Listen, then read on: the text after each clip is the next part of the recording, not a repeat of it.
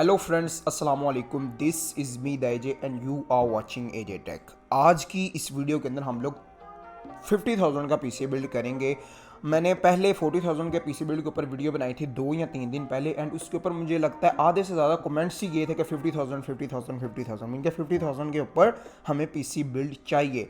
तो मैंने कहा यार इतने सारे कमेंट आ गए तो मुझे जल्दी वीडियो बनानी चाहिए, मुझे अपनी ज़रा हटदर्मी जो है वो ज़रा छोड़ देनी चाहिए, जो कि 10 दिन बाद वीडियो अपलोड करने वाली है। तो मैं ज़रा जल्दी वीडियो बना रहा हूँ। नाउ इससे पहले कि हम लोग पीसी बिल्ड स्टार्ट करें, मैं आप लोगों को 2 बातें बताना चाहूँगा।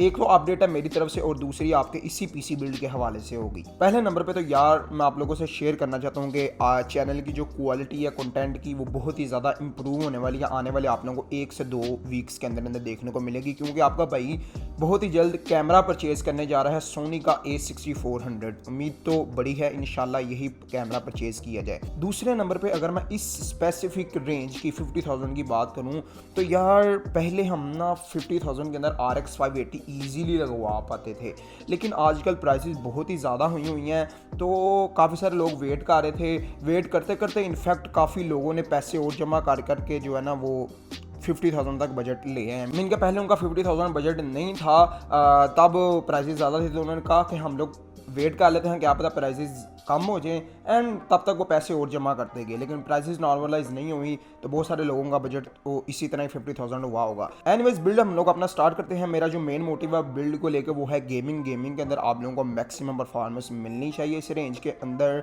तो इसके अंदर हमने किसी भी चीज़ से कंप्रोमाइज़ नहीं किया, चाहे वो ग्राफिक कार्ड हो, चाहे वो प्रोसेसर हो, इवन के वो SSD भी क्यों ना हो, तो हमने SSD के अंदर भी कंप्रोमाइज़ नहीं किया।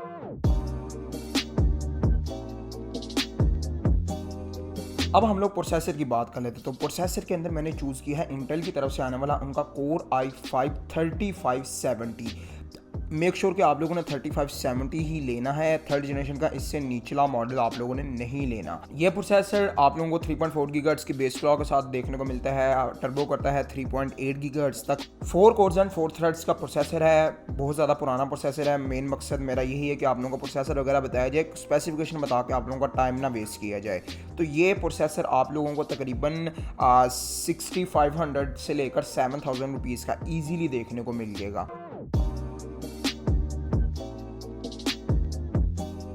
हम लोग मदरबोर्ड की बात कर लेते हैं। तो मदरबोर्ड के अंदर मैंने चूज़ किया है ASUS की तरफ से आने वाला उनका H61ME मदरबोर्ड, जो कि आप लोगों को 4000 रुपीज़ के करीब देखने को मिल रहा है। इस मदरबोर्ड के अंदर आप लोगों को 2 रैम स्लॉट्स देखने को मिलती हैं। बहुत सारे लोग यार ये कहते हैं कि नहीं जी 2 रैम स्लॉट वाला मदरबोर्ड हमने नहीं लेना। तो यार मैं आप लोगों से ये कहूँगा कि यार 2 रैम स्लॉट वाला मदरबोर्ड भी इनफ होता है। 32 GB तक की रैम आप इसके अंदर लगा पाओगे, लेकिन इस ऐसे के बिल्ड के अंदर 32 GB की ज़रूरत ही नहीं पड़ती। 16 GB तक आप लोग लगा लो तो इनफ होती है। आप लोग 8 GB की 2 मॉड्यूल्स भी लगाओ, अंदर 2 स्टिक्स लगाओ तो 16 GB रैम बन जाती है। आप लोगों ने 4 रैम स्लॉट वाले मदरबोर्ड का क्या करना है, इतने ज़्यादा फीचर्स तो आप लोगों को मिलने नहीं है। सिर्फ 2 स्लॉट्स आप लोगों को एक्स्ट्रा देखने को मिलनी है, एंड प्राइस आप लोगों की 2004 आप लोगों को पे करना पड़ना है। तो उससे अच्छा यही 2000 जो है वो हम लोग किसी और एरिया के अंदर स्पेंड करके ज़्यादा अच्छी परफॉर्मेंस निकाल लें।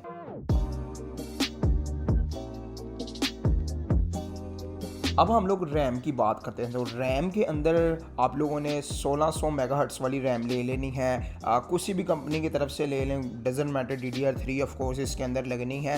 तो 8 GB की रैम लेनी है, 4 GB वाली 2 स्टिक आप लोगों ने लेनी है, याद रखना 8 GB वाली सिंगल स्टिक नहीं लेनी, 4 GB वाली 2 स्टिक्स लेनी है। फ्यूचर के अंदर अगर आप लोगों का बजट और होता है तो इन 4 रैम्स को, इन दोनों 2 स्टिक्स को सेल करके आप लोगों ने 8 GB वाली 2 स्टिक्स लगा लेनी है। तो रैम आप लोगों को तकरीबन 4000 रुपीज़ के करीब देखने को मिलेगी। अब हम लोग स्टोरेज सेक्शन की बात कर लेते हैं। तो स्टोरेज के अंदर मैंने वेस्टर्न डिजिटल की ब्लू 7200 RPM वाली आप लोगों को अगर मिलती है तो वो ले लेना।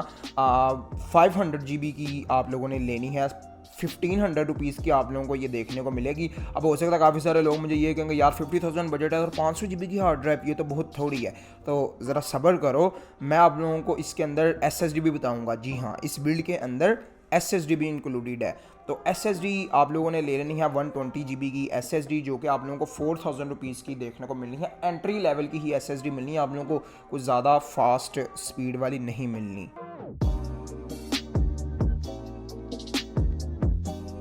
अब اب ہم لوگ اپنے اس بلڈ کے مین کمپوننٹ کی بات کر لیتے ہیں, دیٹ از گرافک کارڈ. تو یار گرافک کارڈ کے اندر میں نے چوز کیا ہے اے ایم ڈی کی طرف سے آنے والا ان کا RX 570. کوشش کرنا کہ آپ لوگوں کو MSI کے گیمنگ ایکس مل جائے یا سوس کا اسٹرکس مل جائے تو زیادہ بیٹر رہے گا. ان کی ذرا جو تھرملز ہوتے ہیں, جو آپ ان کے ٹمپریچرز ہوتے ہیں, وہ بیٹر آپ لوگوں کو دیکھنے کو ملتے ہیں. اگر اس کی کلاکس کی بات کروں, ان کے کلاک سپیڈز کی بات کروں اس گرافک کارڈ کی, تو وہ 1244 میگا ہرٹز کے اوپر یہ بوسٹ کرتا ہے. اینڈ GDDR5 ہے, 256 بٹ کا گرافک کارڈ ہے. اینڈ یہی جو ہے مین اس کی اسپیسیفکیشن, ڈائریکٹ ایکس 12 وغیرہ, اینڈ 256 بٹ کا ہے, جو کہ ایک عام پاکستانی کے لیے یہی اسپیکس میٹر رکھتی ہے. اینڈ کافی پرانا GPU ہے, اس سے زیادہ میں اس کی ڈیٹیل میں اسپیسیفکیشن بتا کے آپ لوگوں کا وقت بھی ضائع نہیں کروں گا. اب یار یہ گرافک کارڈ آپ لوگوں کو آج کل تقریباً جو ہے وہ 24 سے 25,000 روپیز کا ایزیلی دیکھنے کو مل جائے گا. 4GB والے ویریئنٹ کی میں یہاں پہ بات کر رہا ہوں. اگر ہم لوگ پاور سپلائی کی بات کر لیتے ہیں تو پاور سپلائی کے اندر بھی ہم نے چیپ آؤٹ نہیں کیا. پاور سپلائی کے اندر آپ لوگوں نے کوئی بھی اچھے برانڈ کی تھرمل ٹیک کی لے لیں, کارسیل کی لے لیں. کارسیل کی ملنا تھوڑا مشکل ہے, لیکن تھرمل ٹیک کی آپ لوگوں کو دیکھنے کو مل جائے. 4,000 روپیز کی آپ لوگوں نے پاور سپلائی لینی ہے, ایک اچھی ڈیسنٹ, ٹھیک ہے, 80+ برونز ہو جائے. اب ہم لوگ کیس کی بات کر لیتے ہیں, کیبنیٹ کی, جس کے اندر آپ لوگوں نے سارے کمپوننٹس کو لگانا ہے. تو کیس آپ لوگوں نے جو ہے نا وہ لے لینا ہے 1,500 روپیز کا. آپ لوگوں کو عام ہی کوئی سادہ سا, مطلب کوئی زیادہ ششکا وشکا تو ملنا نہیں ہے, سادہ سا ڈیسنٹ سا آپ لوگوں کو 1,500 کا دیکھنے کو ملنا ہے. اینڈ میرے خیال سے انف ہے. تو یار یہ تو تھا ہمارا PC بلڈ. میں نے بہت سارے لوگوں کو دیکھا ہے جو کہ پروسیسر کے اوپر زیادہ پیسے اسپینڈ کر لیتے ہیں, گرافک کارڈ اچھا نہیں لگوا پاتے. کئی ایسا ہوتا ہے کہ وہ گرافک کارڈ کے اوپر کافی سارے پیسے اسپینڈ کر لیتے ہیں, آپ کے CPU کے لیے نہیں اتنے پیسے بچتے, تو وہ باٹل نیکنگ ہوتی رہتی ہے.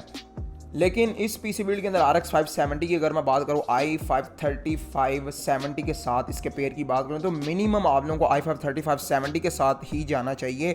لیکن میں ویسے ریکمینڈ نہیں کرتا ہوتا. اگر آپ لوگوں کی مجبوری ہو تو پھر میں کہہ دیتا ہوں ہاں چلو چلے جاؤ i5-3570 کے ساتھ اگر آپ لوگوں نے RX 570 لگوانا ہے. لیکن اگر میں i5 4th جنریشن کے ساتھ یہاں پہ جاتا تو میرا جو بجٹ تھا مجھے وہ انکریز کرنا پڑنا تھا, تو یہاں پہ تھوڑی بہت آپ لوگوں کو باٹل نیکنگ دیکھنے کو ملے گی. لیکن باٹل نیکنگ اگر آپ لوگوں کو نہیں بتاتا تو اسے آپ لوگوں نے مائنڈ پہ سوار نہیں کر لینا کہ یار یہ باٹل نیکنگ ہوگی تو پتہ نہیں کیا ہو جانا ہے. باٹل نیکنگ بہت مطلب مائنر سی ہے, مطلب زیادہ باٹل نیکنگ نہیں دیکھنے کو ملنی. ٹینشن نہیں لینی, PC کافی سارے سینیریوز میں سموتھ رن کرے گا. تو یار بس آج کی ویڈیو یہاں تک تھی. میں امید کرتا ہوں کہ آپ لوگوں کو ویڈیو پسند آئی ہوگی. اگر آپ لوگوں کو ویڈیو پسند آئی ہے تو ویڈیو کو لائک کرنا, دوستوں میں شیئر کرنا. اگر میرے چینل کی کچھ اور ویڈیوز دیکھو, اگر آپ لوگوں کو لگتا ہے کہ میں اس کیپیبل ہوں کہ آپ لوگ مجھے سبسکرائب کرو تو سبسکرائب بھی کر سکتے ہو. As always a huge thanks for watching and I will C you all with the next one. اللہ حافظ.